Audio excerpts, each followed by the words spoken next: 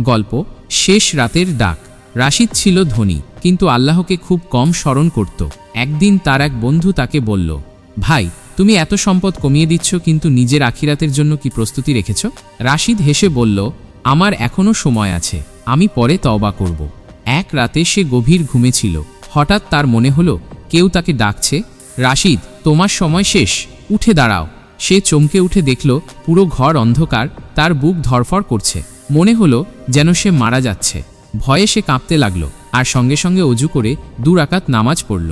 তারপর কেঁদে কেঁদে আল্লাহর কাছে দোয়া করল, হে আল্লাহ, যদি আজ সত্যিই আমার মৃত্যু আসতো, আমি কি নিয়ে আপনার সামনে দাঁড়াতাম? সেই রাত থেকে রাশিদ বদলে গেল। সে বুঝতে পারল মৃত্যু কখন আসবে তা কেউ জানে না, তাই প্রস্তুত থাকা দরকার। শিক্ষা। রাসূল সাল্লাল্লাহু আলাইহি ওয়াসাল্লাম বলেছেন, বুদ্ধিমান সেই ব্যক্তি যে মৃত্যু স্মরণ করে এবং তার জন্য প্রস্তুতি নেয়। তিরমিজি 2459। মৃত্যু যে কোনো সময় আসতে পারে, তাই সময় নষ্ট না করে আমল করতে হবে।